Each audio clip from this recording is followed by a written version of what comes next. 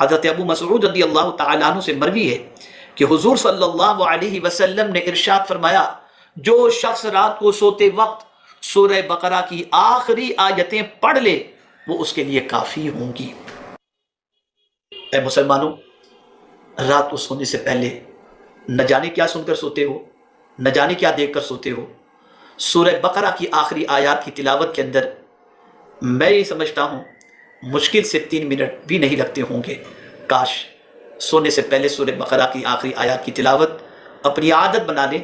تو رسول رحمت صلی اللہ علیہ وسلم نے ارشاد فرمایا یہ اس کے لیے کافی ہوں گی۔